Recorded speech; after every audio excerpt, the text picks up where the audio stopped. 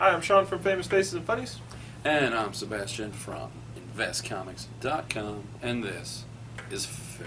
And this episode's for Triforce Mike, and we'll get to that a little bit later. The first comic book is Strange Town of Luther Strode number 5, which, wow. Wow. Yeah. Every issue of this, every time we read this, we talk about how great it is. Every time we read this, we talk about how much greater the issue is than the issue before. And holy crap. So much violence and I'm going to be so sad when this is over. I want more Luther Strode already. I hope there's a part 2. Is there like, what, one issue left? Yeah. I already want more. more. Write-ups on the back. It's cracking up. Justin Jordan, go write more. If you haven't, write it now. Because it's awesome. So good. So good. Also, you know, while we're doing goodbyes to people, I'd like to take a moment to say, you know, sorry to Justin Jordan, send our condolences. Yes. Because he just had a loss as well. So we're with you. All right. This is me. So you're just staring at it. Okay. Savage Dragon, number 178. It's weird having you actually remember to read the numbers now. I know, because people on the internet get mad at me. Right? And now, and more to the point, Jay makes me enter the what we reviewed, so I've got to actually do it now. Savage Dragon 178, so good. This book, something I really wanted to happen. I suppose it's a tragedy for an arrogant kid, a kid who was just a jerk, and now he's not for various reasons. You get a little more going on with the kids that follow the original Daredevil around. They're not aging. Something happened to them. That's why, you know, when they came through, that's why Daredevil doesn't age, and they're going to be kids forever. And there's a lot going on with that. And there is an alien invasion, the likes of which you've never seen? No, the likes of which comics see all the time. But it's really cool because this time it's the only real heroes to stop it are, you know, like ninth graders. You know, it's Angel and Malcolm Dragon, and that's a hell of a thing.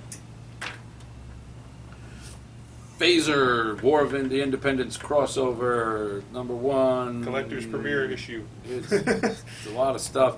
Did War of the Independence number 2 ever come out? Not yet. Okay. But hey, 1 came out, and that's a good thing after the amount of time we waited for that. So we got this. How was it? Partway through, the art picks up and gets pretty good. The story was okay. I mean, it wasn't. I didn't really like the original issue of Phazer, the one that I reviewed a while ago. This was better than that. The backup story, not so much. Didn't really do anything for me. This had some interesting. It had a lot of the Golden Age characters. The same ones that everybody's seen, like Black Terror, Golden Age Blue Beetle. So Blue Beetle, yeah. Does that have a bullet hole? It's because it's the Golden Age Blue Beetle. Still needs a bullet He hole. should have a rock on his head. that was his thing. And then you get the Heap. I always like the Heap. And for a brief moment in the beginning, you get some characters like Shadow Flame, is an independent character that I really like. So this is all in all, this is okay. A lot of cool with the crossovers, just kind of neat. Rachel Rising number 5. Wow. Holy crap. I guess this is the end of the first arc, but wow. Lots explained and more questions than there should be. Little girls freaking creepy. Oh, yeah. You know, I just can't do little girls. Strangers in Paradise proved that... Your daughter now scares me because of this. My daughter scares me for various reasons. Strangers in Paradise proved that Terry Moore was a fantastic storyteller. You're very good. Echo proved that he knows a lot that about he's stuff. that he's a smarter man than I will ever be. Rachel Rising proves that you just don't really want to be alone with him. He's a scary guy. Scary genius storyteller. I think I worship Terry Moore.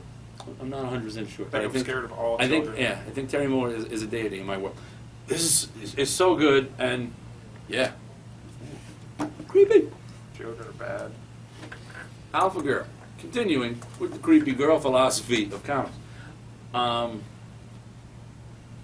The origin of the world is the first issue of Alpha Girl. The idea being all the women have become mindless zombies, which I guess is just fair because men have been like that since forever.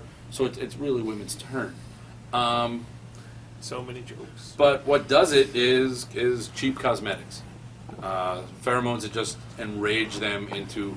They're more like angry 28 Days Later zombies than Walking Dead zombies. But nonetheless, they're still ripping people to shreds, and it's not pretty. And eventually, our heroine, who's telling this story in flashback, eventually we'll catch up to her. Judith Myers is going to be the last non-zombified girl kicking. So it's why the last girl of The Walking Dead. But it's really good. It's fun, you know, because this is the kind of thing, if they try to do this too seriously, you're off the boat. But if they try and do it too campy, you're off the boat. And they handled it really well. This is good. Check this out. X Factor 231. Woo! Jamie Madrox still dead, but still bouncing around to other worlds. Woo! Some really good stuff. We get to a world where, you know, we already know that Scarlet Witch said three little words, and changed the 616 Marvel Universe. Woo! She said three little words, with only one different one, and seriously messed up a whole nother world, and pissed off Tony Stark. One more human. How did you guess? Look at that. He didn't even read the book, and he's ruining it for you. I whispered, but they couldn't hear. They couldn't hear. And you get a Captain America Deathlock. It's so good, and of course it's got that opening page is awesome. Yeah, the ultimate. It tells you who's in it. It's multiple man. Jamie Madrox, self-duplication, good and stuff. you got that like 8 times. So good, lots of Peter David-isms, and it's just a lot of fun. Loving that book. Animal Man number 6. I opened this up and I was so excited it was a different artist. Then I got to the end and I was pissed off. There's my review. You're a meanie. I was so happy. I'm like, yay! Oh. This has. You can make people on the internet post right here. I know. Just keep hating. I hate me. Yeah, whatever. Go for it. He's a child. I don't like the artist. The story's good. But yeah, we get the movie that Animal Man was in. That Buddy Baker was in. He plays a hero named Red Thunder. It's kind of like. It's pretty good. It's kind of like the opposite of Kick-Ass, when instead of kids go out and become heroes and get their butts kicked. Well, at least Kick-Ass gets his ass kicked. You've got guy who's done this before, comes back out, puts on a costume, gets his ass kicked. Good story, fun, and it was interesting to see when you get to the end of that story who's watching the movie. Yeah. It's like a tender moment that isn't tender, but very realistic if you're a parent or know anyone with teenage kids. And then it ends with a continuation. Awesome. Yeah. And Socks, the omniscient talking cat representative of the Red, is good. And I can't wait for the Animal Man Swamp Thing battle crossover thing. Fatale number 2. Not as good as the first issue, but I still enjoy it a lot. This art, Sean Phillips' art is amazing. I enjoy it. And then you didn't read the whole thing? No, I got partway through. Last page was, if you're enjoying Severed, you will appreciate this book.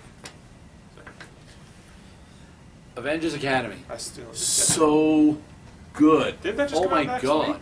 I don't know. It's Christos Gage and Avengers Academy. It comes out all the time. No, I think the last thing that came out was backup in the solo Avengers. But yeah, Carl's going to be on it soon. I know Carl's going to be on it. And right now they got Tom Grummett, who his drawings remind me of back when Superboy was worth reading, and Robin was good, and it wasn't the new 52. But I'm just going to move on now. The story's so good, so good. This. No, I'm looking forward to this series, the Star Wars Dawn of the Jedi. He's making fun of me because Dark Horse has done. They've done a bunch of $1 starter comics that were really good. Oh man! This time they didn't, and it really should have been. This I don't even know if I paid $3.50 for this for Star Wars Dawn of the Jedi #0, and it's basically not a comic book. No, it's. I mean, I knew going in. I thought they would have had something a little more story wise snuck in, or at least like a little hint of something. But really, it's like a handbook, like DC's Who's Who, or the official handbook to the Marvel Universe, just for this pre-Jedi when they're the Jedi, and it introduces the world. A lot of good concepts. I'm still looking forward to this. This Dark Horse, if you ever were going to do one of your dollar starters, this should have been the dollar. But I'm still looking forward to that, but I don't know if you need to pay $3.50 for it. Magic the Gathering #1. Had a card. I know. That's My card's at home. He's upset. Did you have to tap this when you read it? Because that I would have been did. awesome. Did you seriously? Because that's an awesome. Took me forever to get enough mana to read this comic. Oh. It was good. It's not as good as the. I personally didn't like it as much as the Dungeons and Dragons books that they're doing. I halfway through, I started to get more into it, and it was okay, but it wasn't. That Dungeons and Dragons book they do is just awesome. I like how they timed it so it came out with the new Magic set too. That's pretty fun. Yeah, I'm sure they didn't even do that on purpose. I'll just do all. Valen the Outcast #3. Tell me about it. It's so good. Is this the last one? No, I think this may even be ongoing. That's cool. But yeah, this is the one they call Undead Conan. This one, you've got one of the team members is controlled by the evil undead king that they're fighting against, and they gotta do the old heroic thing of stop her without killing her kind of deal. And it's just really good. You should be reading that book. Planet of the Apes Betrayal? What's the Planet of the Apes #4 or 4? 4 of 4, last one in this. Is it good? Yeah, get the Is trade it the on same that. writer? I don't know. I don't always look at who's writing and who's drawing things. I just know. I don't think that's no. Okay. I don't think that's who's writing the regular. Becco. But yeah, this series was really good. It had more of that classic Planet of the Apes feel, but it was like all intrigue, espionage, POA, CSI. Locke Key #4 of 6 of this volume 5. This continues the origin of the parents. I guess would be the best way, and you find out more about Dodge and everything. And it's just this is a really really good issue. This whole thing has been a flashback, and you're finding out more about the Keys, and it's awesome. It continues to be one of the best independent books month after month. Lone Ranger #2, the new Lone Ranger series from Dynamite. Brilliant standalone story. I really, really like this. So they're doing the Jonah Hex approach, where every issue's a one shot. So far, cool. or at least so far, and I think that really works with Western stuff. I mean, you can do some crossover things, but I think for stuff like this, Six Gun doesn't do that. And there's a hint of something in the beginning that we'll probably get into more of something else down the line. But the bulk of this story, there's like 2 pages of like a little prelude. But the bulk of this, standalone, really, really good stuff. Read that. Kirby Genesis Captain Victory #3.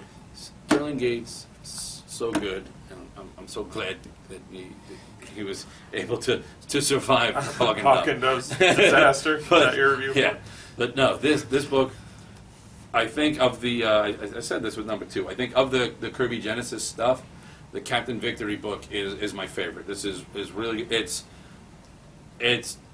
Sterling Gates writing Jack Kirby's Star Wars with Battlestar Galactica overtones. It's just good. Read this. Dun, dun, dun, dun. Invincible '88. At one moment you're like, whoa! And then the next one you're like, oh no! And then you're, whoa! And damn it, Kirkman, stop being so good.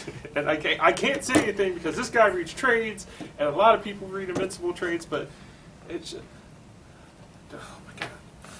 It takes a lot out of you to read that book sometimes. It's just like, oh.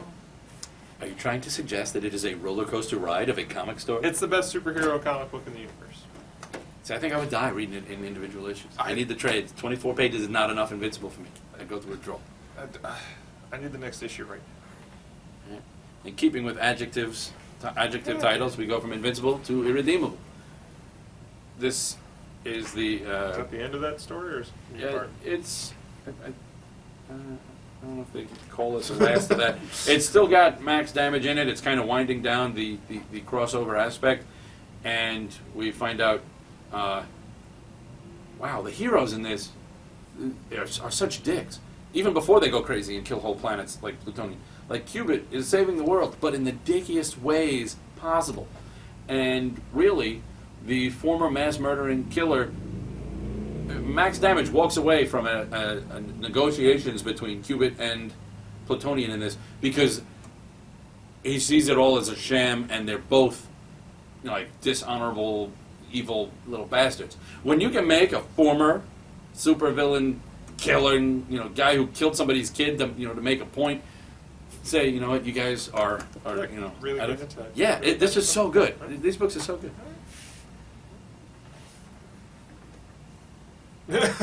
Justice League International #6 has Booster Gold in it with a W on him for no reason that I can discern.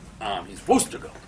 but it's okay. It's Wonder Booster. This is the wind down of the initial story, and it's the build up of okay, we're going to be the Justice League International, whether the UN wants us to or not. So in the end, they are chartered, but by Booster grows a set of cojones, which is what Batman told him to do in the beginning, and Booster tells off the UN. But oddly, the August General in Iron is there to smooth things over, and you get a little bit of insight. There's some character development on the August General in Iron and Godiva. Godiva being the least known character of this run, and I'm hoping for some good things. Detective number 6. Oh. It's not Batman. Like, I'm so spoiled with Batman and Robin that this just isn't doing it for I don't me remember anymore. most of it. I read it. I think I liked it. I don't yeah, remember it's not most of it. very memorable. It's just... There's a scene in there, though, you say it's not Batman, but you mean it's not Batman the comic. There's a scene in There's a scene in there, though, that made me think, that's not very Batman. Yeah, it doesn't feel Batman. There was a moment where it was more Frank Miller Batman than the more cerebral detective-y Batman we've been seeing in the other books. That moment where he fights somebody and gets in near the end, in the beginning, the guy like ends up shooting himself in the foot. Oh yeah. And then the guy's like, he's like shut off all his toes, and the guy's like, help me. Batman's like, help yourself. Yeah. And I was like, Defenders number 3. Good. Is it over yet? No. This is good. This book is really good. I like this book. I don't care what this baby says because he hadn't read it. I read the first issue. He's a child. First issue. And then he stopped. Done.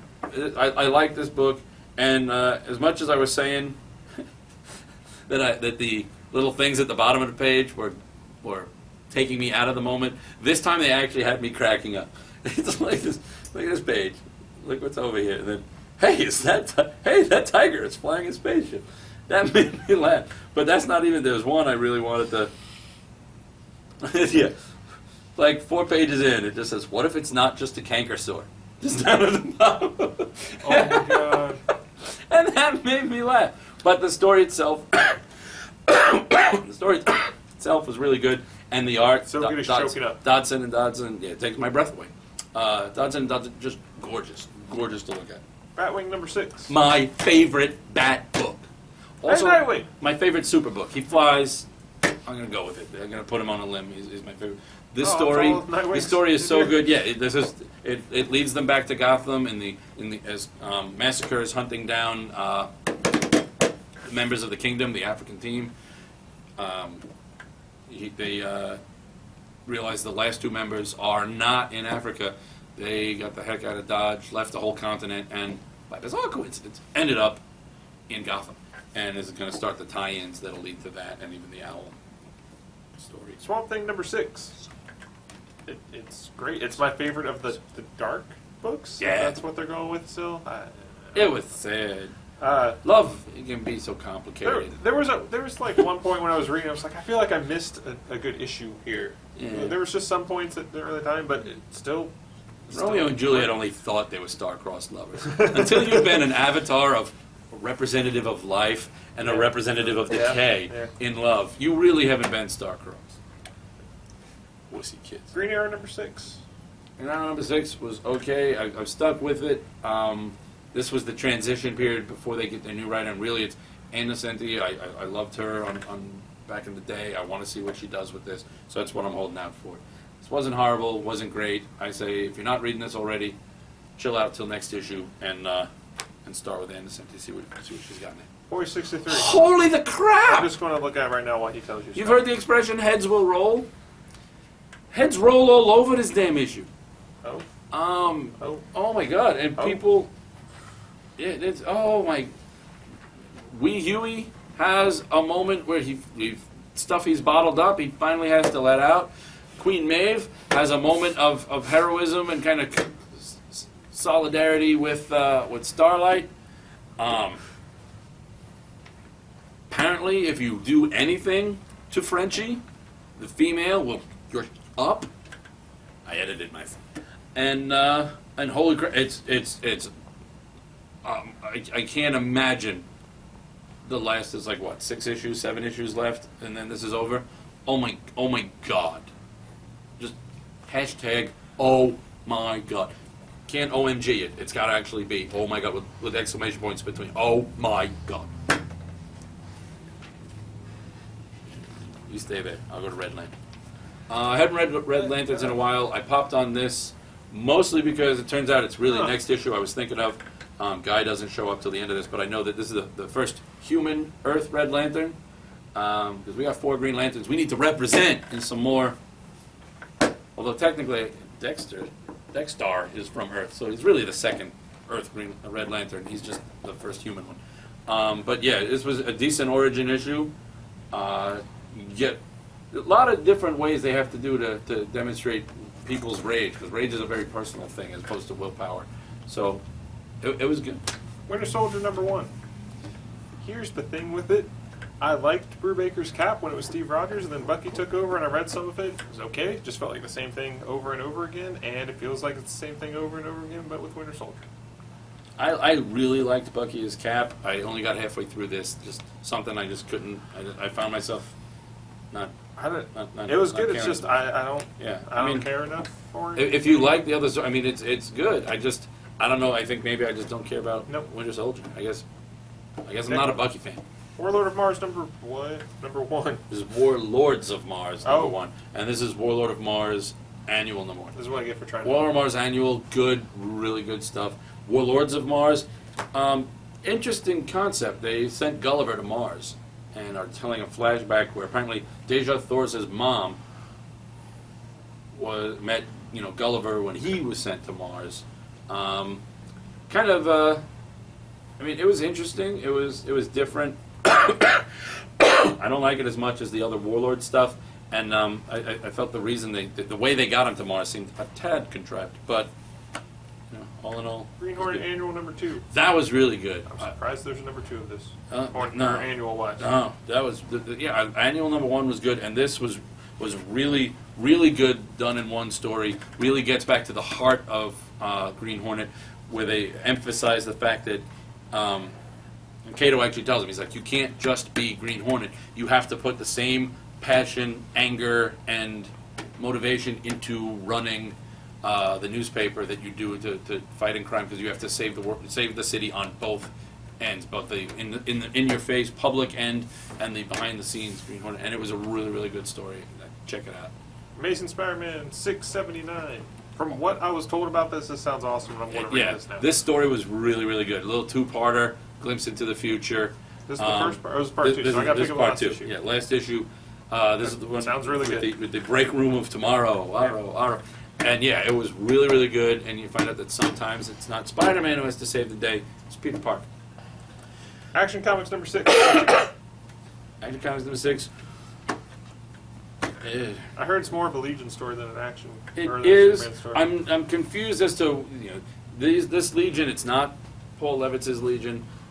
It's the initial 3 Legionnaires, but they're Cosmic Man, Lightning Man, and Saturn Woman. So I'm not sure where they fall in the timeline. They stop being loud and lasses. And yeah, we finally get in Action Comics. We finally get to this current Superman, and all that happens is he's got to go back and stop things with the past Superman. And all right. I mean, the story was okay. I just still can't. I just can't get in there. Avengers X-Sanction #3. I don't think this is how you lead into a big event. That's just basically. I'm noticing each issue is fairly formulaic. Cable fights one member of the Avengers. Oh, next issue it's 2 though. Member of Avengers gets upper hand. Cable wins. Yeah, next, yeah, it's Wolverine. We're gonna kill him because even if we have to kill him, it's Spidey's like, wait, what? Yeah, wait, what? So yeah, next issue. And here's our graphic novel. All right, graphic novel. This is from Titan Books. It's called One Model Nation, and it was written by Courtney Taylor of the Dandy Warhols. Really, really good. It's a 70s underground German band. While Germany is Germany's divided. Germany, it's all in a very tumultuous time in Germany. It's historically. A little historical view, very musical feel. It was like a, if you like things like what is it? Velvet. Why am I blanking on the name of the movie? I own the disc. I watch it all the time. Velvet, not Velvet Underground. I don't know. So Velvet. Yeah, and, you know, it's got that, the music. It was really, really good. The art is really good. The story. At first, I was like, oh, I don't know. It's a story about a band and what happened to them. You know, during what, I don't know if I'm going to get into that in comic form. And next thing I knew, I was halfway through, and apparently I got into that in comic form. Really, really good. Check this out. Titan Books, One Model Nation, Danny Warlord. So here's our sad, sappy moment, whatever. Our comic shop and our store, Famous Faces, we're really good friends. We help each other out all the time. We promote with each other all the time. And one of their employees, Mike Pandel, Triforce Mike, passed away this weekend. And he was a really good guy. I only met him and hung out with him a couple times, but every time you hung out with him, he was so full of life and energy, and his passion for comics was so contagious. And he was just passion for everything. Yeah, he can talk about anything. He was so crazy and awesome, and he was just one of the greatest guys I ever got the privilege of meeting. And my heart and prayers go out to A Comic Shop, to Jason, to Aaron, to Eric, all you guys. I can't imagine what you guys are going through, but it's we're with you. Yeah. So, Mike, you'll be missed. So, and that's it. So, talk to you later. Very good.